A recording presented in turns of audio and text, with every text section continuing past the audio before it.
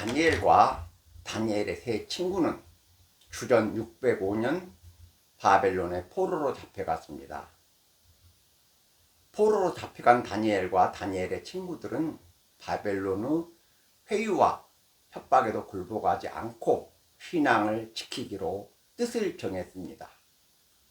하나님을 배반하지 않고 신앙을 지키기로 결심한 것입니다. 오늘은 뜻을 정한 다니엘이란 제목으로 말씀을 강론하겠습니다. 성경 다니엘서 1장 8절로 16절 말씀입니다. 첫째, 다니엘은 왕이 내린 부정한 음식으로 자신을 더럽히지 않기로 뜻을 정했습니다. 다니엘 1장 8절에 다니엘은 뜻을 정하여 왕의 음식과 그가 마시는 포도주로 자기를 더럽히지 아니하리라 하고 자기를 더럽히지 아니하도록 환관장에게 구하였다 말씀하고 있습니다. 다니엘은 바벨론 왕이 내린 음식으로 자신을 더럽히지 않기로 뜻을 정했다는 말씀입니다. 바벨론 왕이 내린 음식이 왜 더럽고 부정한 음식이냐? 바벨론 음식은 레위기 11장에 기록된 유대인의 음식 규례에도 맞지 않지만 바벨론 왕궁에서는 음식을 먹을 때 우상에게 먼저 음식을 바친 후에 그 다음에 음식을 먹었습니다. 그렇기 때문에 왕이 내린 음식은 우상에게 바친 제물이 됩니다. 그래서 왕이 내린 음식으로 자신을 더럽히지 않겠다고 뜻을 정한 것입니다. 바울 사도는 고린도전서 10장 20절에서 이방인이 제사하는 것은 귀신에게 하는 것이기 때문에 너희는 주의 잔과 귀신의 잔을 겸하여 마시지 못하고 주의 식탁과 귀신의 식탁에 겸하여 참여하지 못한다고 말씀하셨습니다.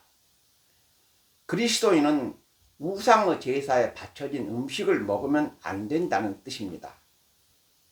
그리스도인은 음식도 깨끗한 것을 먹어야 합니다. 우상에게 제사한 음식을 먹는다고 우리 몸으로 우상에 들어오거나 우리가 우상 숭배자가 되는 것은 아닙니다. 우상에게 제사한 음식을 먹는다고 우상 숭배자가 되느냐고 보라는 듯이 용감하게 우상의 제물을 먹는 사람들이 있습니다. 바울 사도는 고린도전서 10장 23절에서 모든 것이 가하나 모든 것이 유익한 것은 아니요 모든 것이 가하나 모든 것이 덕을 세우는 것이 아니다고 말씀하셨습니다. 아무리 많은 사람이 지지하고 아무리 많은 사람이 받아들여도 신앙에 유익하지 않고 교회의 덕이 되지 않으면 삼가라는 뜻입니다.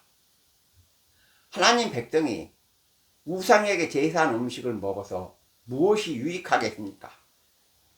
우상에게 바쳐진 음식을 먹는 것은 그리스도인의 양심과 영혼을 더럽히는 부끄럽고 죄악된 행위가 된다는 것을 명심하셔야 합니다.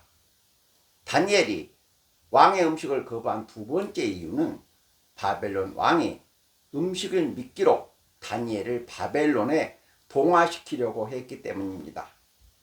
바벨론 왕은 포로들 중에서 학문과 지혜가 뛰어난 사람을 골라 바벨론의 사상과 학문을 교육시킨 다음에 바벨론을 섬기도록 했는데 왕은 교육을 받는 3년 동안 산의 진미의 요리와 포도주를 제공했습니다. 다니엘은 바벨론에 동화되어 바벨론 사람이 되는 것을 거부했기 때문에 왕이 내린 음식을 거부한 것입니다. 왕이 내린 음식은 우상에게 바쳐진 제물이고 다니엘을 바벨론에 동화시키기 위한 미끼였기 때문에 왕이 내린 음식을 먹지 않기로 뜻을 정한 것입니다. 그리스도인은 다니엘처럼 뜻을 정하고 신앙과 신앙의 양심이 역행하는 것은 단호히 거부하고 반대해야 한다는 것을 기억하시기 바랍니다. 둘째, 하나님께서는 믿음을 지키기 위해 노력하는 성도가 믿음으로 살아가도록 반드시 도와주십니다. 다니엘의 세 친구는 왕이 내린 음식을 먹지 않기 위해 그들을 관리하고 감독하고 교육하는 환관장에게 도움을 요청했습니다. 그러자 환관장은 너희 말대로 해서 만약 너희들의 얼굴이 왕궁에 있는 다른 소년들의 얼굴보다 해측하고 파리하게 보이면 너희들 때문에 왕 앞에서 내 몫이 위태할까 두렵다고 말했습니다. 도와주고 싶지만 너희들의 용모와 건강에 이상이 생겨 왕에게 책임 추궁을 당할까 두렵다는 뜻입니다. 그래서 다니엘은 환관장에게 앞으로 열흘 동안 우리는 채식과 물만 먹겠습니다. 열흘 후에 채식과 물만 먹은 우리와 왕의 음식을 먹은 사람들을 비교해서 우리의 얼굴이 왕의 음식을 먹은 소년들보다 못하고 초췌하면 그때는 당신의 뜻대로 따르겠으니 열흘 동안만 시험을 해달라고 제안했습니다. 환관장은 다니엘의 제안을 받아들였습니다.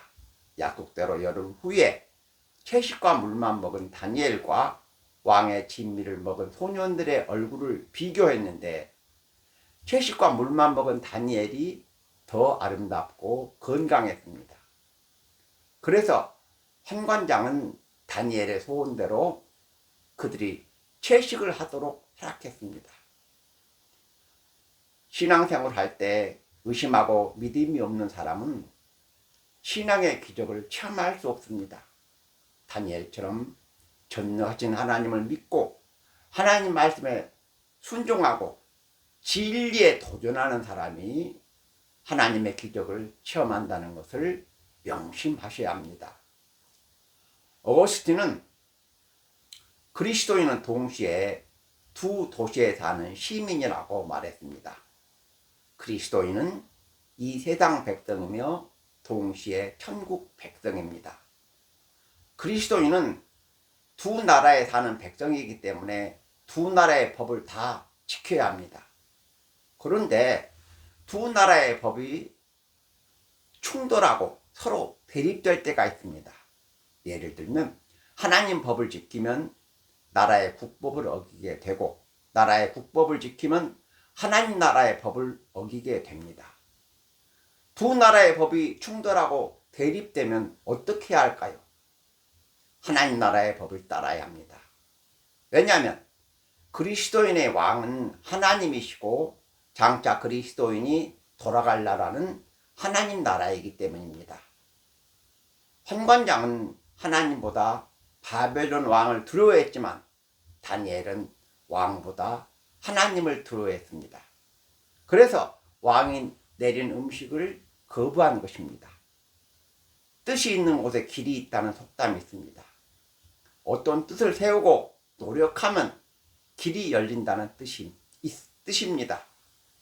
뜻이 없고 계획이 없이 사는 사람은 발전할 수 없고 성공할 수 없습니다. 그리스도인도 새해를 맞이하거나 사업을 시작할 때 뜻을 정하고 계획을 세웁니다. 그러나 하나님 뜻에 합당하지 않는 계획은 이루어지지 않습니다. 왜냐하면 인간의 생사화복이 하나님 뜻에 달려있기 때문입니다.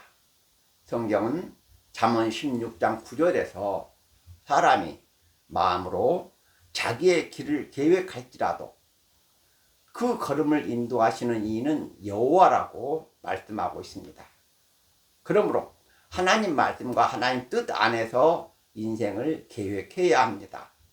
하나님은 믿음을 지키고 믿음으로 살아가기 위해 노력하는 성도가 믿음으로 살아갈 수 있도록 도와주시고 길을 열어주신다는 것을 기억하시기 바랍니다. 말씀을 맺겠습니다.